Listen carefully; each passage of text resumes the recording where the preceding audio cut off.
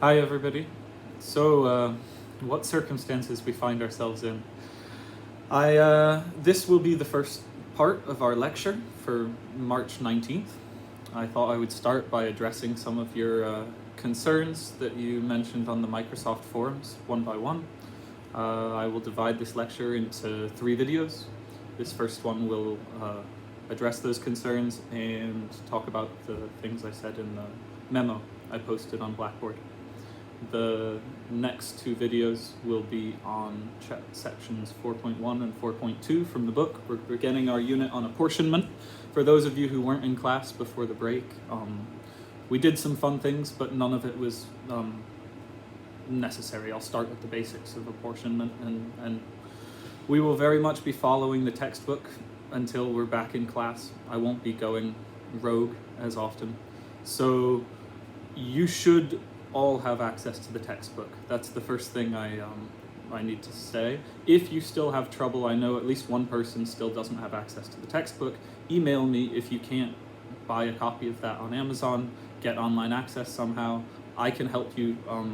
I can't say how, but I can help you if you send me an email and still don't have the book, because that will be important given our lack of in-person meetings. These resources are crucial now.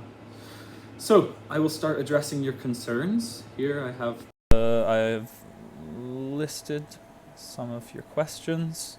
So the first thing was about clear notes, and I can only say I will make my notes as clear as possible.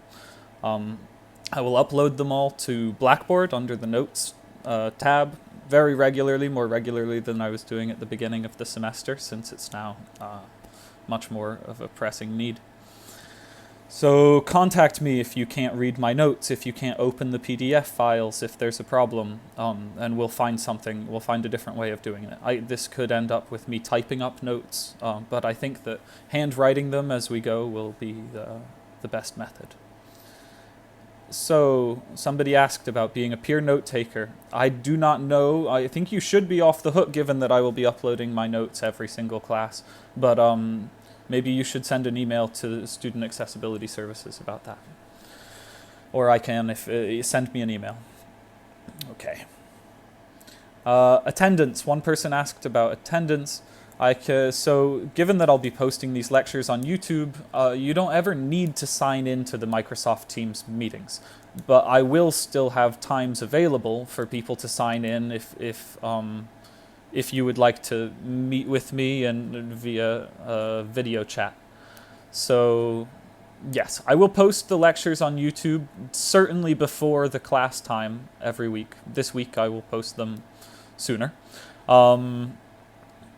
And then I will log on to Microsoft Teams for our class time. You may or may not want to log on to Teams and watch the videos. You could watch the videos at the same time that you are logged on during our normal class times, and then you can pause them and ask me any questions that you might have. So I think that might be the best way to handle this for now. Again, please do email me if you have concerns, if you think that I could be doing something better. Access to materials, as I just said, I think that really having the textbook is important at this point, so do contact me. I don't want to be uploading the suggested problems to Blackboard every time. That's not a viable option, and it might not even be legal. So do contact me and we can figure out how to get you the textbook, but it's necessary now.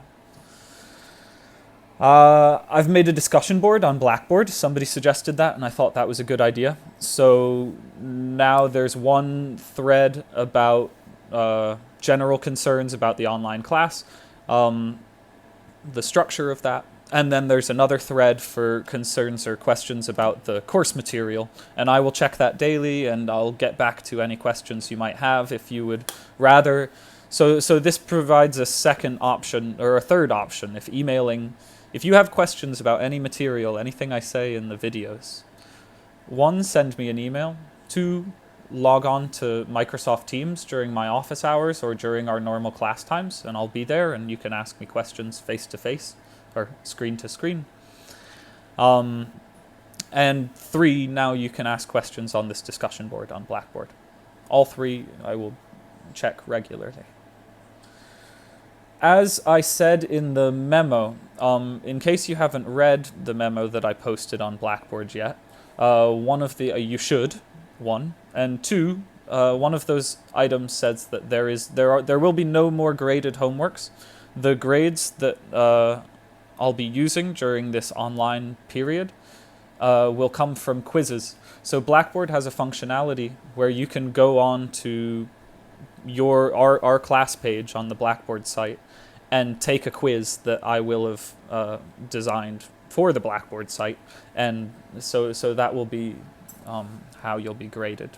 Those quizzes will be weekly on Thursdays. I know I was doing every other week of homework, suggested problems, and quizzes before, but those quizzes will now be weekly. They will be short, and they'll make sure you're still on track. And I will post suggested problems from the book for you to work on. Sometimes I'll make my own suggested problems depending on the unit we're studying, but generally, at least for apportionment, for this chapter 4, our next chapter, I'll continue using book problems. So those will be suggested. I won't be grading those homework problems. The only grades that you'll be getting, I repeat, are from those quizzes. Somebody was concerned about keeping track of due dates, so I want to make that as simple as possible. I will say that there should be a quiz due every Thursday, of course with the exception of today, of March 19th. Every Thursday until we meet again, there will be online quizzes on Blackboard. They'll be due by midnight, and they will be available starting Tuesday. So I hope that makes things easy, or at least easy enough as you try and plan all of your different course requirements. I know there will be a lot of organizational hassles in this process. The quizzes will not be timed, so don't worry about. You can take as long as you want to answer these Blackboard quizzes. Yes, so don't worry about being timed on quizzes. As far as exams are concerned, I don't want to be offering exams. I won't be making you take exams online. So we will figure out a way of doing a final exam if we need to once that time comes closer, if we're still not allowed to be on campus. What that would probably consist of is me making up a final exam, much like the first midterm I gave you, or in the same format.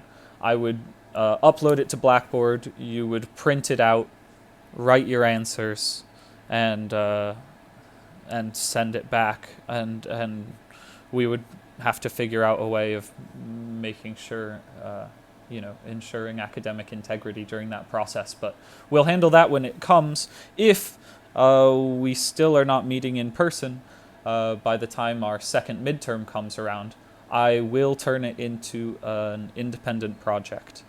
This more details on that to come. I haven't finalized what that it would be related to personal finance, the financial mathematics that we're going to be studying after apportionment. But yes, more details on that to come, but you will not be taking exams on Blackboard. I don't want that to happen. Okay, and finally, I'm still updating the schedule every day. I'm going to make it much more, it will be much more structured. Day by day, you'll know what we're supposed to be covering on a specific day and when the quizzes will be and what the suggested problems are. I will continue uploading revised schedule every week as I change things. So that's all for now. I hope that this goes well. I hope that my lectures are interesting enough to watch on YouTube, but I thought that it would be better to post them there so that you can put them in 2x speed if you want. I don't know. There's all kinds of. I know that signing on and doing an online lecture is never ideal. Okay, well, I will see you in the next installment, and we'll talk about apportionment. Email me with any questions.